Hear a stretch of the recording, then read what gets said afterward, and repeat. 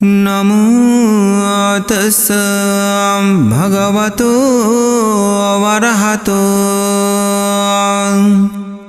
सम्मा सम्बुद्धस्स। ত্রিলোকের পূজ্য তথাগত ভগবান বুদ্ধের মুখনিসৃত বাণী ধর্মপদ। জগতে যে কয়েকটি শ্রেষ্ঠ গ্রন্থ আছে, ধর্মপদ তার অন্যতম।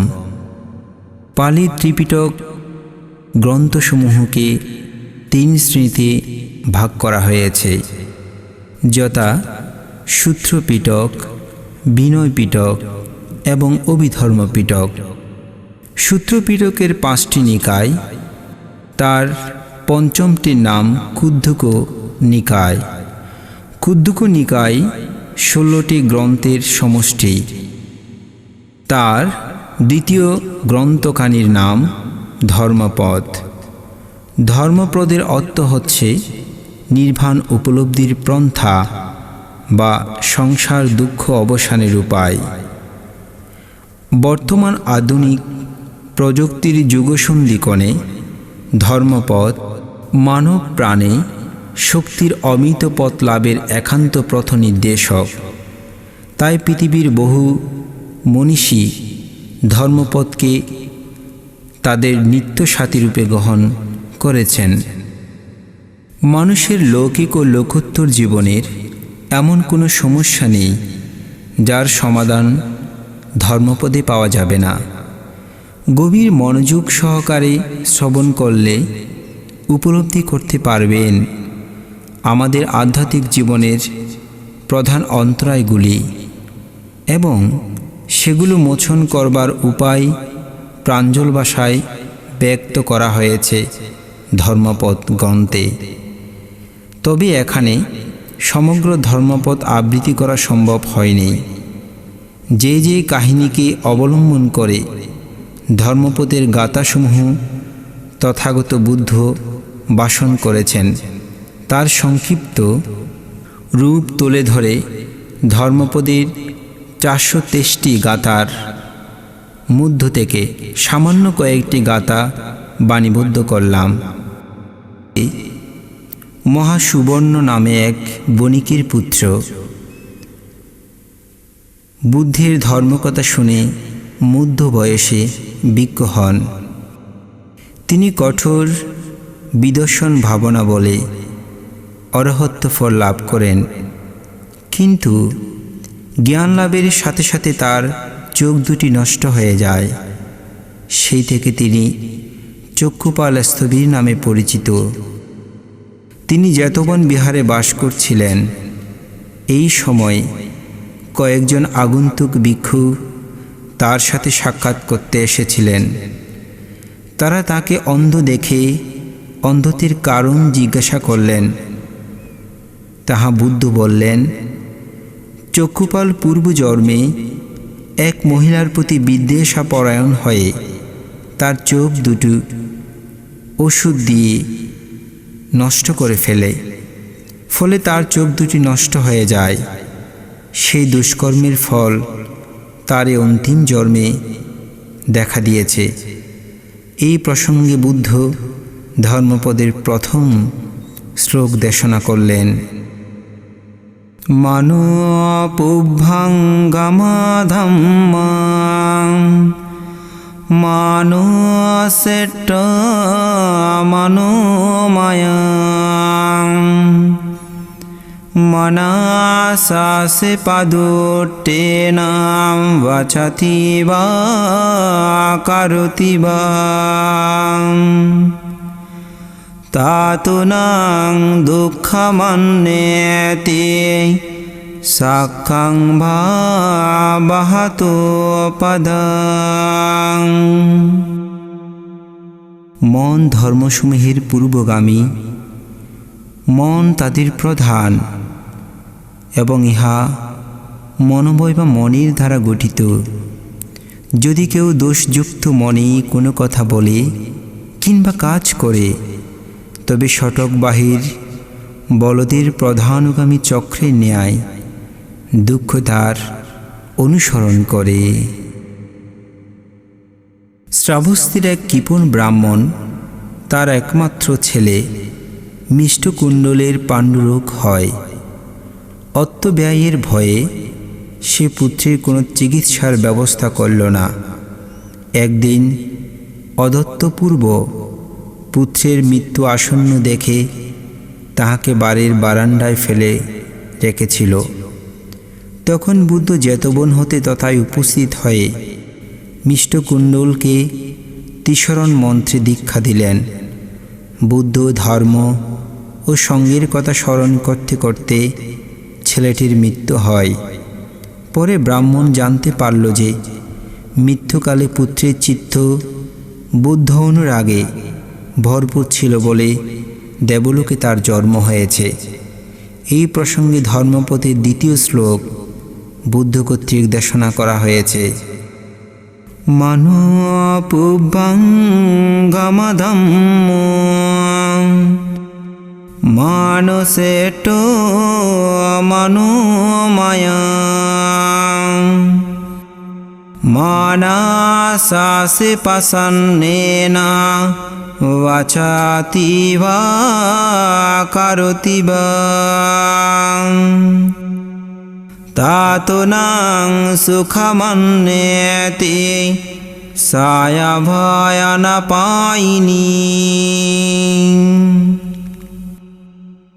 মন ধর্মসমূহের পূর্বগামী, মন তাদের প্রধান এবং ইহারা মনের দ্বারা গঠিত। যদি কেহ কুশল মনে কোনো কথা বলে কিংবা কাজ করে তবে অবিচ্ছিন্ন ছায়ার ন্যায় সুখ তার অনুগামী হয়।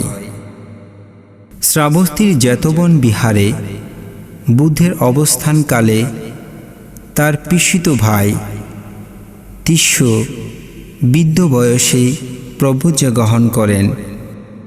তিনি স্থূলকায় ও দাম্ভিক প্রকৃতির লোক ছিলেন। তিনি সুরঞ্জিত চিবর পরিধান করে প্রতিদিন অতিথিশালায় বসে থাকতেন। একদিন কয়েকজন অতিথি ভিক্ষু সেখানে এলো। তিনি তাদের প্রতি অভদ্র ব্যবহার করল। ভিক্ষুরা তার প্রতিবাদ করলে তিনি বুদ্ধের কাছে গিয়ে তাদের বিরুদ্ধে অভিযোগ করলেন। তখন ভিক্ষুরা বুদ্ধের নিকট উপস্থিত হয়ে সমস্ত কথা ব্যক্ত করলেন। তিস্যকে উপদেশ ছলে ত্রিলোকের শ্রেষ্ঠ পুণ্যপুরুষ তথাগত বুদ্ধ এই গাথাদ্বয় আবৃত্তি করলেন।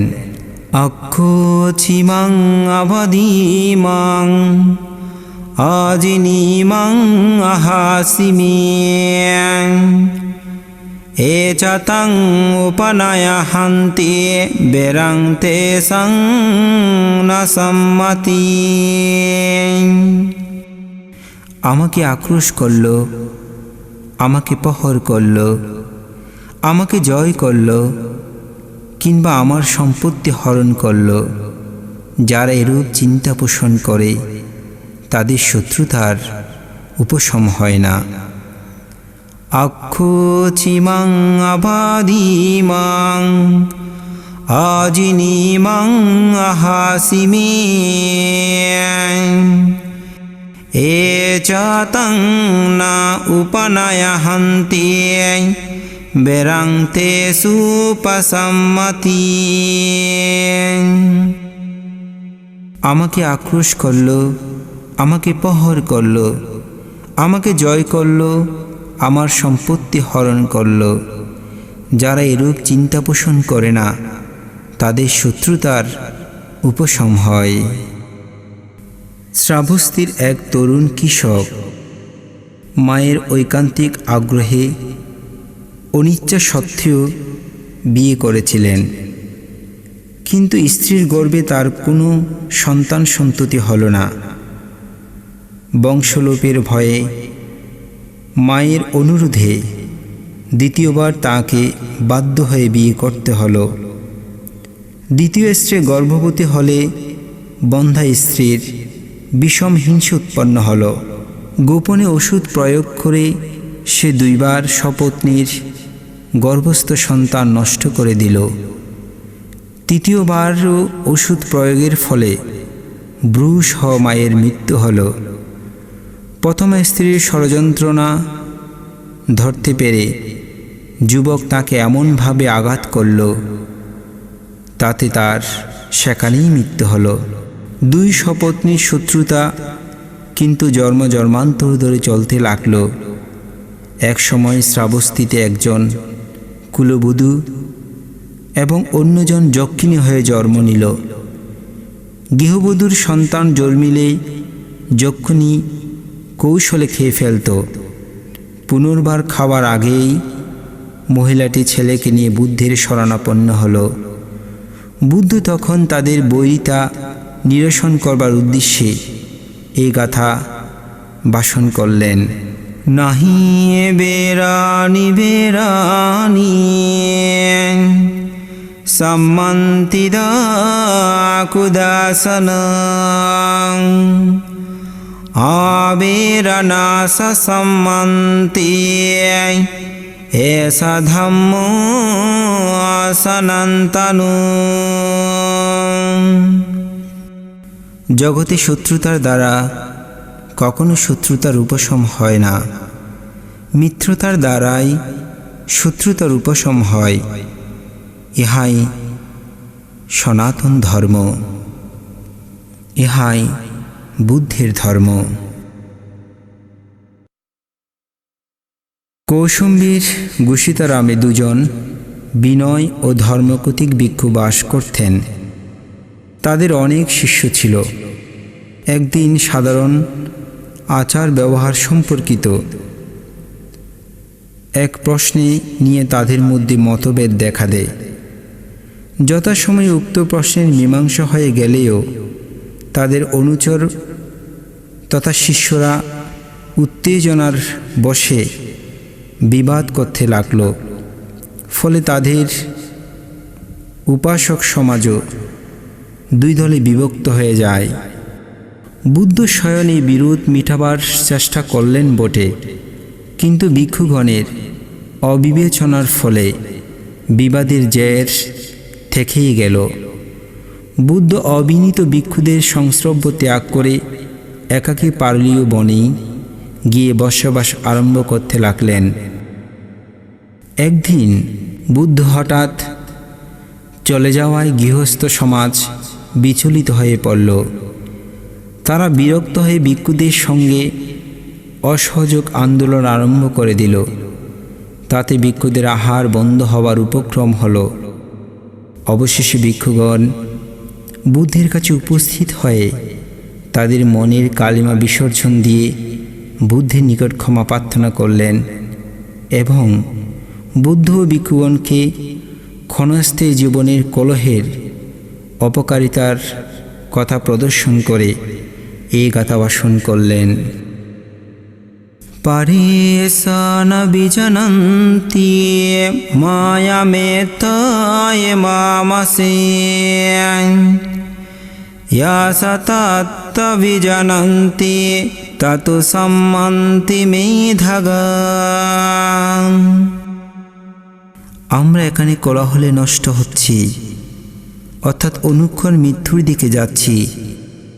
কলহপ্রিয় লোকেরা ইহা বুঝে না। যারা বুঝে না, যারা উপলব্ধি করে না, তাদের কলহ কখনোই প্রশমিত হয় না। শ্বেতব্য নগরে চুল্যকাল, মধ্যকাল ও মহাকাল নামে তিন সহোদর একসাথে বাস করত। জ্যৈষ্ঠ ও কনিষ্ক ভ্রাতা বিদেশ থেকে পণ্যদ্রব্য আমদানি করত, মধ্যভাই তা বিক্রি করত। একদিন শ্রাবস্তির জ্যোতবনে বুদ্ধের ধর্ম উপদেশ শুনে মহাকাল অর্থাৎ ছোট ভাই শ্রদ্ধায় এবং চুল্যকাল গতানুগতিকভাবে প্রভুজা গ্রহণ করেন। মহাকাল শ্মশানে গিয়ে ধ্যানকার্যে রত থেকে জীবদেহের অনিত্যতা উপলব্ধি করে মার্গফল লাভ করলেন। কিন্তু চুল্যকাল পার্থিব রূপ, রস, শব্দ, গন্ধ, স্পর্শ ইত্যাদির আকর্ষণে আকৃষ্ট হয়ে বিচরণ করতে লাগল। একদিন বুদ্ধ শিষ্যগণ নগরে উপস্থিত হলে উক্ত বণিকের ঘরে নিমন্ত্রিত হলেন। কিন্তু গৃহে নিমন্ত্রণে গিয়ে চুল্লকাল পরিজনবর্গের আকর্ষণে পড়ে প্রব্রজ্য ত্যাগ করে গৃহী ধর্মে ফিরে যায়। এই উপলক্ষে বুদ্ধ দুটি গাথা ভাষণ করলেন। শুভানুপাসিং বিহারন্তং ইন্দ্রিয়েষু অসংভূতং ভোজনম হি সয়মাত্তায়ং কুসিতং হি নাবীর্যং তং বে পসহতি মারো বাতরুকং ভাদুবলং। যে দেহের বাহ্যিক শোভাদর্শী, ইন্দ্রিয়সমূহে অসংযত, ভোজনে মাত্রা জ্ঞানহীন, অলস্যপরায়ণ ও হীনবীর্য, বায়ু বিধ্বস্ত দুর্বল বৃক্ষের ন্যায় মার তাকে অভিভূত করে। অশুভানুপাসিং বিহারন্তং ইন্দ্রিয়েষু অসুসংভূতং ভোজনম ইয়মাত্তায়ং শ্রদ্ধং আরাধ্যবীর্যং তং বে ন পসহতি মারো বাতুসলং ভাপবতং। যিনি দেহের বাহ্যিক শোভা দর্শনে বিরত অর্থাৎ অশুভ ভাবনায় রত, ইন্দ্রিয়সমূহে সুসংযত, ভোজনে মাত্রা জ্ঞান রাখেন, শ্রদ্ধাবান ও আরাধ্য বীর্য, বায়ুতে অবিচলিত শিলাময় পর্বতের ন্যায় মার তাকে কখনো অভিভূত করতে পারে না। একদা বুদ্ধের শিষ্যগণ ধর্ম প্রচারার্থে রাজগৃহে নগরে পদার্পণ করলেন। সেই সময় দেবদত্ত তথাকার আবাসিক ভিক্ষু ছিলেন। সারিপুত্র মস্তবীরের ধর্মদেশনায় প্রসন্ন হয়ে সেই বিহারের অনুরক্ত ভক্তগণ ভিক্ষুদের জন্য একখানা মূল্যবান চিবর দান করলেন। আবাসিক ভিক্ষু হিসেবে দেবদত্তই তা পেলেন। ওই চিবর রঞ্জিত করে তিনি সগর্বে ও মনসুখে বিচরণ করতে লাগলেন। তার এই অশোভন আচরণে লোকেরা তাকে নিন্দা করতে লাগল। রাজগৃহে হতে একজন ভিক্ষু শ্রাবস্তিতে এসে এই সমস্ত ঘটনায় তথাগত বুদ্ধকে অবহিত করলেন। তখন বুদ্ধ কাষায় বস্ত্র পরিধানের যোগ্যতা ও অযোগ্যতা সম্বন্ধে এই দুটি গাথা ভাষণ করলেন। অনিকাসাবকাসাবং ইয়োবাত্তং পারিদাহেসতি আপেতো দামাসাস্যেনা নাসুকাসাবামারাহতি।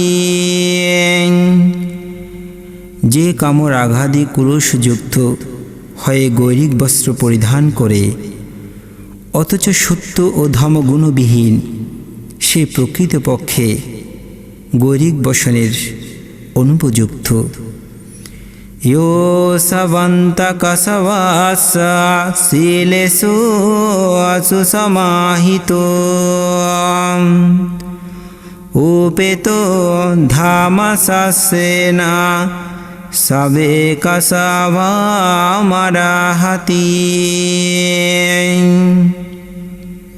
যিনি কুলুষ মুগ্ধ, শিলেষু প্রতিষ্ঠিত, সংযতেন্দ্রিয় ও সত্যপরায়ণ, তিনি গৈরিক বসন ধারণের যোগ্য। রাজগৃহের নিকটবর্তী দুই গ্রামের উপতিষ্য ও কলিত নামে দুজন ডনাঢ্য ব্রাহ্মণ যুবক পরাশান্তির আশায় ঋষি সঞ্চয়ের শিষ্যত্ব গ্রহণ করেছিলেন। সঞ্চয়ের নিকট নিবৃত্তি পথের যথাযথ সন্ধান না পেয়ে তারা ক্ষুণ্ণ মনে নিবৃত্তিলাভী মহাগুরুর সন্ধানে বের হলেন। একদিন তারা ভিক্ষাচারণরত অর্হৎ অশ্বজিৎ স্থবিরকে দেখতে পেলেন। তার ধীর মন্তর গতি, সুসংযত গমন দর্শন করে উপদেশ অত্যন্ত প্রসন্ন হয়ে এই মহাপুরুষের নিকট মুক্তির সন্ধান লাভ করতে পারব এই মনে করে তার অনুসরণ করলেন এবং ভিক্ষুর আহারকৃত সমাপ্ত হলে মুক্তির পথের সঠিক ঋজুমার্গে বিষয় জিজ্ঞাসা করলেন। স্থবির অতি সংক্ষেপে তথাগত বুদ্ধের সুব্যাখ্যাত ধর্মের সারতত্ত্ব উচ্চারণ করলেন। তা শ্রবণ করে তার ধর্মচক্ষু জ্ঞান উৎপন্ন হল। নির্বাণ লাভের জন্য তিনি ভগবান বুদ্ধের নিকট যাত্রা করার অভিলাষ জ্ঞাপন করলেন।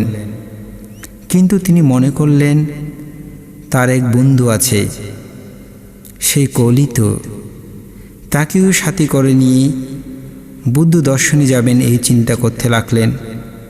আবার ভাবলেন আমাদের গুরু ঋষি সঞ্জয়কেও মুক্তির পথ প্রদর্শন করবার দায়িত্ব আমাদের আছে, তাই তাকেও সঙ্গে করে বুদ্ধ দর্শনে নিয়ে যাওয়ার সংকল্প করে এবং ঋষিকে আহ্বান করলেন।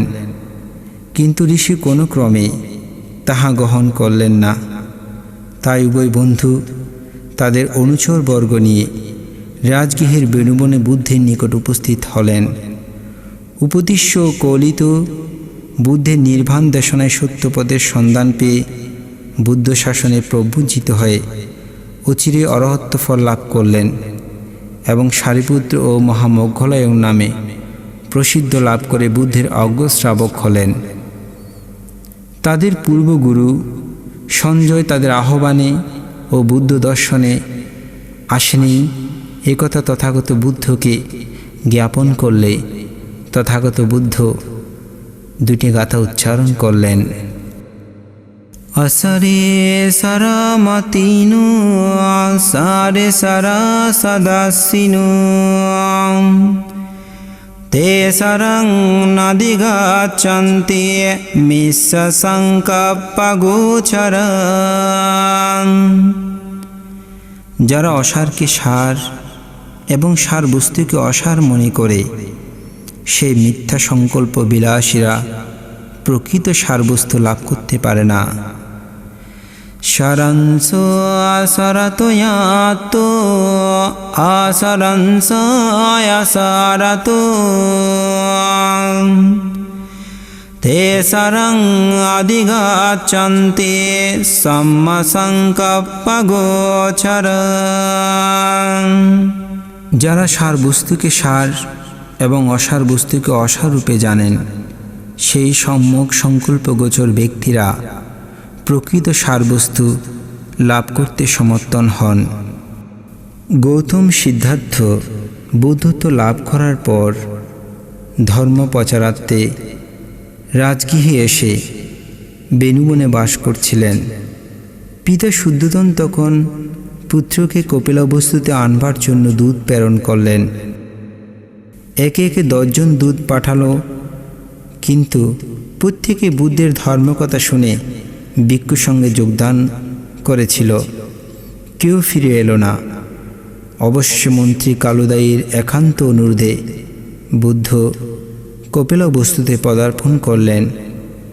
তখন বুদ্ধের বৈমাত্রীয় ভ্রাতা নন্দের রাজ্য অভিষেক ও বিবাহ উৎসব চলছিল।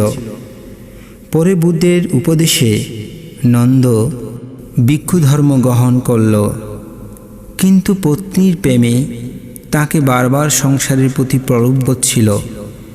বুদ্ধের প্রভাবে নন্দ অরহত্ব লাভ করল। ভিক্ষুরা কথার প্রসঙ্গে বুদ্ধকে নন্দের অভূতপূর্ব পরিবর্তনের কথা জানতে চাইলে বুদ্ধ এই গাথায় ভাষণ করলেন। यथागरं दुच्छन्नं बुद्धि समाति विज्जति एवं अभावितं चित्तं रागो समाधि বিজ্জতি। দুরাচ্ছাদিত গৃহে যেমন বৃষ্টি প্রবেশ করে না, তেমনি সাধনাবিহীন চিত্তে কামরাগ প্রবেশ করে না। यथागरं शुच्चन्नं बुद्धेन समाधि विज्जति। एवं सुभावितं चित्तं रागो न समाधि विज्जति। সুআচ্ছাদিত গৃহে যেমন বৃষ্টি প্রবেশ করে না, তেমনি সাধনাপুত চিত্তে বিষয় বাসনা প্রবেশ করতে পারে না। শ্রাবস্তিতে এক ধর্মপ্রাণ উপাসক মৃত্যুকালে সাতিপাট্টন সূত্র শ্রবণ করার ইচ্ছা প্রকাশ করলেন। ভিক্ষুরা সূত্রপাঠ আরম্ভ করলে উপাসক হঠাৎ যেন আনমনে বলে উঠলেন, থামুন থামুন। তখন ভিক্ষুরা সূত্রপাঠ বন্ধ করে চলে গেলেন। তাতে উপাসকের আত্মীয়স্বজনরা কাঁদতে লাগলো। কিছুক্ষণ পরেই উপাসক প্রকৃষ্ট হলে সমস্ত বিষয় অবগত হলেন। তারপর তিনি বললেন, ভিক্ষুগণকে তো আমি থামতে বলিনি। অধিকন্তু আমাকে স্বর্গ থেকে নিয়ে যাওয়ার জন্য 6টি রথ এসেছিল। তারাও কেউ বলল আমার রথে উঠো, কেউ বলল আমার রথে উঠো। তাদের এই কলহকে থামানোর জন্য বললাম, তোমরা থামো থামো, আমি তো ভিক্ষুগণকে থামতে বলিনি। এই ঘটনার বিষয় বুদ্ধির গোচরাভূত হলে পুণ্যকর্ম সম্পাদনের ও সজ্জীবনযাপনের প্রশংসা চলে। তিনি এই গাথা ভাষণ করলেন, ইদমুদাতি পেসমুদাতি কতা পুণ্য অয়ুবায়াত্তমোদাতি সোমোদাতি সোপমোদাতি দিশকম্মা বিশুদ্ধিমাত্থানু। কৃতপুণ্য ব্যক্তি ইহলোক পরলোক উভয় লোকে আত্মপ্রসাদ লাভ করেন। স্বীয় কর্মশুদ্ধি দর্শন করে তিনি আনন্দ পরমানন্দ লাভ করেন। দেবদত্ত প্রমুখ 6 জন সাক্ষ্য সন্তান বুদ্ধির নিকট ভিক্ষুব্রত গ্রহণ করলেন। লৌকিক সাধনার দ্বারা দেবদত্ত কিছু লৌকিক ঋদ্ধি অধিকারী হয়েছিল। তথাগত বুদ্ধ এবং তার অশীতি প্রধান শিষ্যের সুখ্যাতি দেবদত্ত সহ্য হল না। তাই তিনি ভিক্ষু সঙ্গে নায়ক হবার উদ্দেশ্যে অজাতশত্রুকে বশ করে তার পিতা বিম্বিসারকে হত্যা করে সিংহাসন অধিকার করার পরামর্শ দিয়েছিল। বলা বাহুল্য, দেবদত্তের লৌকিক ঋদ্ধি প্রদর্শনেই অজাতশত্রু পিতৃহত্যাতুল্য দুষ্কর্ম সাধনে ব্রতী হয়েছিল। তারপর দেবদত্ত অজাতশত্রুর সাহায্যে বুদ্ধির প্রাণনাশের জন্য উদ্যোগী হলেন এবং সারা জীবন চেষ্টা করেও বুদ্ধির প্রাণনাশ করতে পারল না। শেষ জীবনে অনুতপ্ত হয়ে বুদ্ধির শরণাগত হওয়ার ইচ্ছা পোষণ করল। তারা যেন শ্রাবস্তির জেতবনে বুদ্ধির দর্শনের জন্য তাকে বহন করে নিয়ে যায়। তার শিষ্যরা তার আদেশ অনুক্রমে তাকে মঞ্চপুরী শোয়াইয়ে বহন করে নিয়ে যেতে লাগল। তার দুষ্কর্মের ফলে তিনি বুদ্ধির নিকট পৌঁছতে পারল না। পথের মধ্যে তার মৃত্যু ঘটে এবং মহা অবিচি নরকে পতিত হয়। আলোচনা প্রসঙ্গে ভিক্ষুগণ দেবদত্তের পারিত্রিক গতি সম্বন্ধে কথা উত্থাপন করলে পাপের প্রায়শ্চিত্ত যে অনিবার্য সেই বিষয়ে বর্ণনাচ্ছলে এই গাথা উচ্চারণ করলেন। ইদা তাপ্পাতি পেশাতাপ্পাতি পাপাকারী উভয়াত্তা তাপ্পাতি পাপাং মে কথংতি তাপ্পাতি বিয়োতাপ্পাতি দুঃখাতিং গাথো। পাপী ইহলোক ও পরলোক উভয় লোকে মনস্থাপ ভোগ করে।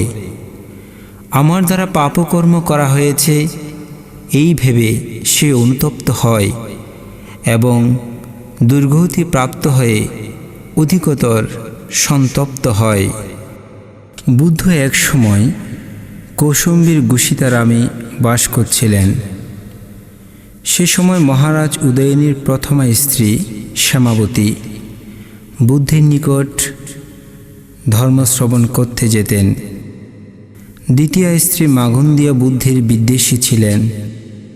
বুদ্ধের প্রতি শ্যামাবতীর অচলা শ্রদ্ধা দেখে মাগন্দিয়ার হিংসা উৎপন্ন হল। সেজন্য তিনি শ্যামাবতীর বিরুদ্ধে রাজার মন ভাঙানোর চেষ্টা করতে লাগল। ক্রমে রাজার নিকট তার সমস্ত ষড়যন্ত্রণা ধরা পড়ল। তিনি এভাবে সপত্নী শ্যামাবতীর প্রসাদে আগুন সংযোগ করে দিল তা জানতে পারল রাজা। মহারানী শ্যামাবতীর 500 সহচারী সহ তাতে অগ্নিদগ্ধ হয়ে মৃত্যুর মুখে পতিত হল।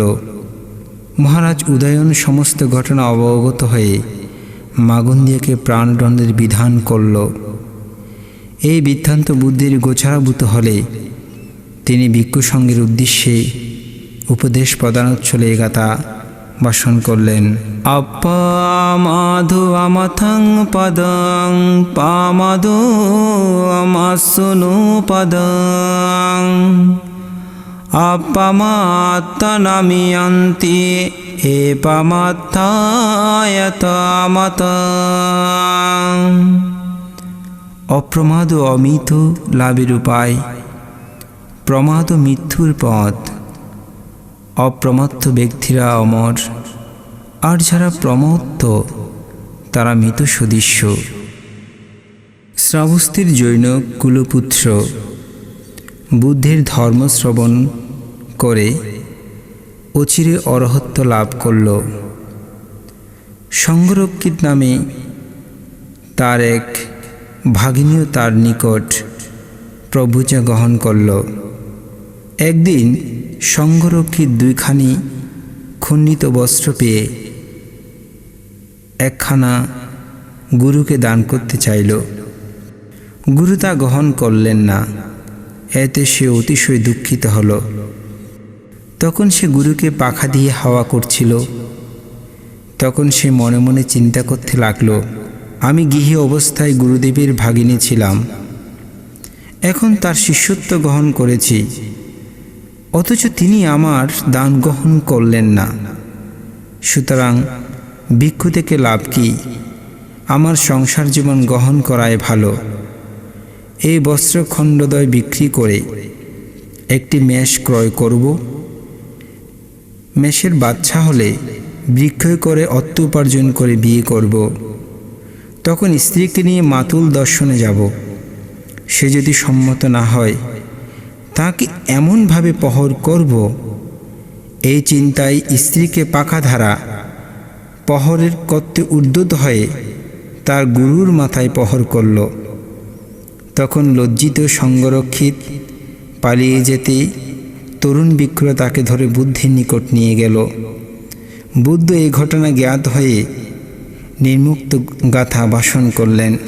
দুরাঙ্গামং একাচারং আশারীরং গুহাছায়াং হে চিত্তং সংযমেচ্ছন্তি মোক্ষান্তি মারাবন্ধনা।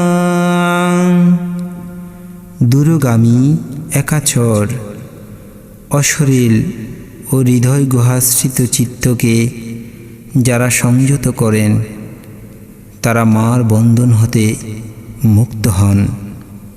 সৌরেত বাসী জৈনক ষষ্ঠীপুত্র, বুদ্ধের অন্যতম মহাশিষ্য মহাকাত্যায়ন স্থবিরের রূপ সৌন্দর্যে আকৃষ্ট হয়ে অতিশয় কামাতুল হয়ে পড়লেন। অরহত্যের প্রতি কামচিত্ত পোষণ করে তিনি বহু বিপদে পড়ে কষ্ট ভোগ করেছিল। পরে তিনি প্রকৃষ্ট হলে স্থবিরের নিকট ক্ষমা প্রার্থনা করে তার শিষ্যত্ব গ্রহণ করলেন। তারপর তিনি ধ্যান সাধনায় তৎপর হয়ে মার্গফলের অধিকারী হলেন। এই উপলক্ষে বুদ্ধ এই গাথা ভাষণ করলেন। নাথং মাতা পিতা কারিয়া আইয়ে বাপি সায়া তাকে সাম্মা পানিহিতাং চিত্তাং সেয়া সোনা তাতো খারে। মাতা পিতা কিংবা অপর জ্ঞাতিবর্গ যেরূপ উপকার মানুষের করতে পারে না, সত্য নিবিষ্ট চিত্ত তার ততোধিক উপকার সাধন করে। শ্রাবস্তীর কোনো এক ধনবতী মহিলা পাটিক নামক একজন বুদ্ধমত বিরোধী পরিব্রজককে পুত্রবৎসল পালন করত। পাড়া প্রতিবেশীদের নিকট বুদ্ধের গুণকথা শুনে একদিন তিনি বুদ্ধের নিকট গিয়ে ধর্মকথা শুনতে ইচ্ছা পোষণ করলেন। এতে পরিব্রজক বাধা দিল, কিন্তু মহিলা তার বাধা নিষেধ না মেনে ধর্মকথা শুনবার জন্য বুদ্ধকে নিজের গৃহে নিমন্ত্রণ করে নিয়ে এলো।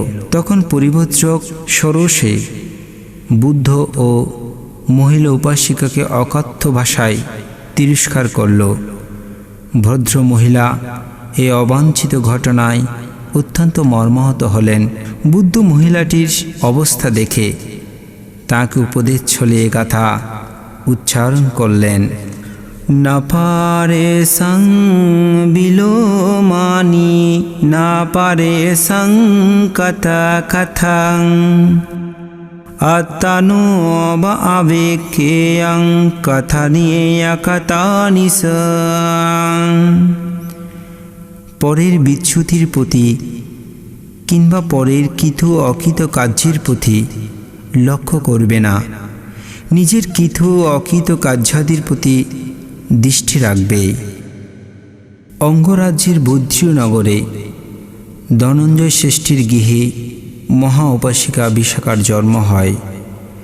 তার বয়স যখন 7 বছর, তখন বুদ্ধ ধর্ম প্রচারার্থে বদ্রীনগরে পদার্পণ করেছিলেন তথাগত বুদ্ধ।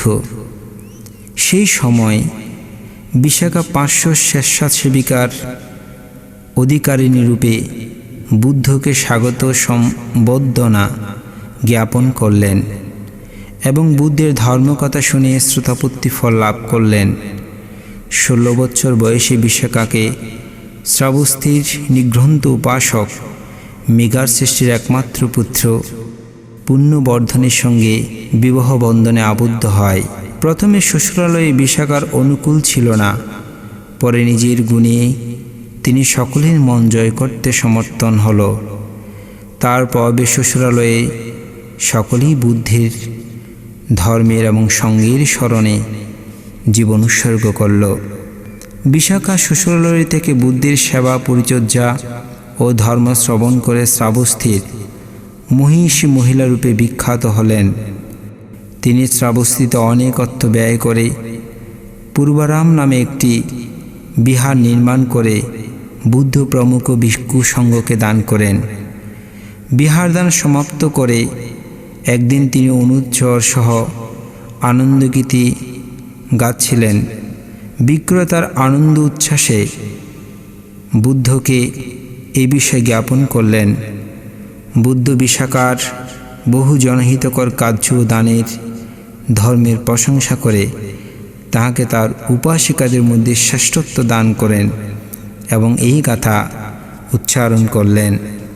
यथापि पुप्पारा सिंहा कैरामला गुणे बहु एवं जते नमस्सेना কর্তব্যং কুশলং বহু। যেমন পুষ্পরাশি হতে নানাবিধ মাল্য প্রস্তুত করা যায়, তদ্রূপ যে মানব জন্ম গ্রহণ করেছে তারও বহুবিধ সৎকর্ম করা উচিত। একদা মহাকাশ্যপস্থবির রাজগৃহের পিপ্পলি গুহায় বাস করছিলেন। সে সময় দুজন বন্ধু শিষ্য তার পরিচর্যা করত। একজন উত্তম রূপে ভক্তি সহকারে তার পরিচর্যা করত, অপরজন শুধু সততা করে অন্যের কৃতকার্য নিজের নামে চালিয়ে দিত। তার এই চাতুরী ধরা পড়লে স্থবির তাকে সততা পরিহার করবার উপদেশ দিলেন। এতে সে ভয়ানক রেগে গেল। পরের দিন সে গুরুর সঙ্গে ভিক্ষাচারণে না গিয়ে কোনো পরিচিত উপাসকের বাড়ি থেকে খাদ্য এনে নিজে খেয়ে ফেলল। তিনি ইহা জানতে পেরে তাকে আবার উপদেশ দিলেন। সে আবার অধিকতরভাবে রেগে উঠে গুরুর অনুপস্থিতির সুযোগে সমস্ত জিনিসপত্র নষ্ট করে আশ্রম জ্বালিয়ে পালিয়ে গেল। তখন একজন ভিক্ষু রাজগৃহ হতে বুদ্ধ দর্শনের শ্রাবস্তিতে এসে বুদ্ধের নিকট তা প্রকাশ করলেন। মুরুকের সংসর্গ দুঃখজনক বলে তাঁকে বুদ্ধ উপদেশ ছলে এই গাথা ভাষণ করলেন। সারাংসে নদী গাছেয়া শ্রেয়াং সদি সমাত্তানু একাচারিয়া ধলহংকারীরা নাতি ভালে সহায়তা। সংসার যাত্রায় যদি নিজের সদৃশ্য কিংবা উন্নততর সঙ্গী লাভ না হয় তবে দৃঢ়তার সাথে একাকী চলবে, মূর্খের সাথে সহচর্য করবে না। শ্রাবস্তির আনন্দ সৃষ্টি অতিশয় কৃপণ ছিলেন। তিনি পুত্র মূলশ্রীকে সর্বদা এরূপ উপদেশ দিতেন, দেখো একটু একটু ব্যবহারে স্তূপকৃত অর্জন শেষ হয়ে যায়, একটু একটু সঞ্চয়ে বিরাট উইয়ের ডিবি হয়, মৌমাছির একটু একটু মধু আহরণে মৌচাক তৈরি হয়। পণ্ডিত ব্যক্তি এইসব পর্যবেক্ষণ করে গৃহে বাস করেন। তিনি কাউকে কিছু দিতেন না, নিজেও ভোগ করতেন না। যক্ষের ধনের ন্যায় অতি সতর্কে তিনি ধন রক্ষা করতেন। একদিন কৃপণচেষ্টির জীবনের অবসান ঘটল। তিনি দেহ ত্যাগ করে এক চণ্ডাল গৃহে জন্মগ্রহণ করলেন। চণ্ডাল বালকের জন্মদিন থেকেই সমস্ত গ্রামবাসী বিষম দুর্ভিক্ষের সম্মুখীন হল। গ্রামবাসীর ধারণা হলো যে নবাগত শিশুটি হতভাগা, তার জন্মদিন হতে গ্রামের এই দুর্দশা। জনসাধারণের ভয়ে তার পিতামাতা তাকে ত্যাগ করল। তখন বালকটি হাঁটতে শিখেছিল। সে ভিক্ষা বৃত্তিতে জীবিকা নির্বাহ করতে লাগলো। একদিন ভিক্ষা করতে করতে সেই শ্রাবস্তির মূলশ্রী শ্রেষ্ঠী গিয়ে উপস্থিত হল। তখন তার পূর্ব স্মৃতি মনে পড়ল। শ্রেষ্ঠীর পুত্রগণ তাকে প্রহর করল যে যেহেতু সে গৃহে প্রবেশ করে নিজেকে শ্রেষ্ঠত্ব দাবি করছে, তাকে তাই পুত্রগণ পিটিয়ে বাড়ি থেকে বের করে দিল। তখন বুদ্ধ বালকটির পূর্বজন্মের কাহিনী বর্ণনা করে ধর্মদেশনায় এই গাথাটি ভাষণ করলেন। পুত্র মাতৃ ধনমাতৃ এত বালো বিহায়াতি আত্মাহি আত্মানুনাতি কুত পুত্র কুত ধন। আমার পুত্র আছে, আমার ধন আছে, এরূপ চিন্তা করে অজ্ঞলোক দুঃখ পায়। আপনায় আপনার নহে, পুত্র কিংবা ধন কিরূপে আপন হবে। একদিন দুজন চোর বন্ধু ধর্ম পিপাসু জনগণের সঙ্গে জেতবনে গিয়েছিল। একজন বুদ্ধের ধর্মকথা শুনতে শুনতে শ্রোতাপত্তি ফল লাভ করল, কিন্তু অপরজন ধর্ম শ্রবণরত একজন শ্রোতার গাঁট থেকে অর্থাৎ পকেট থেকে কিছু অর্থ চুরি করে নিয়ে নিল। তাতে সে তার সেদিনের মতো অন্য সংস্থান হল, কিন্তু সেদিন তার ধার্মিক বন্ধুর ঘরে আর আহার জুটল না। তখন চোর ধার্মিক উপাসককে উপহাস করে বলল, বন্ধু, তুমি অতি পণ্ডিতের জন্য আজ অন্ন সংস্থান করতে পারলে না। ধার্মিক ব্যক্তির বন্ধুর মনের ভাব জ্ঞাত হয়ে বুদ্ধের নিকট এই কথা বললেন। বুদ্ধ ধর্ম উপদেশ ছলে এই গাথাটি ভাষণ করলেন। ইয়ো ভালো মাইয়াতি বালাং পণ্ডিত বাপিতে নাসু ভালো পণ্ডিত মানি সবে ভালো তিবুচ্ছতি। যে মূর্খ নিজের অজ্ঞতা সম্বন্ধে সচেতন তদ্বারা সে পরিমাণে পণ্ডিত, কিন্তু যে মূর্খ নিজেকে পণ্ডিত বলে অভিমান করে সেই যথার্থ মূর্খ বলে কথিত হয়। রাজগৃহের সুমন মালাকার প্রতিদিন সকালে রাজা বিম্বিসারকে ৮ মুঠো ফুল উপহার দিয়ে ৮টি কাহন লাভ করত। একদিন সেই পুষ্প নিয়ে রাজপ্রাসাদে যাওয়ার সময় পিণ্ডচারণরত বুদ্ধকে দেখে রাজার উদ্দেশ্যে আহরিত পুষ্প দ্বারা বুদ্ধকে পূজা করার চিত্তচেতনা উৎপন্ন হল। তাই তিনি পুষ্প দ্বারা বুদ্ধকে পূজা করল।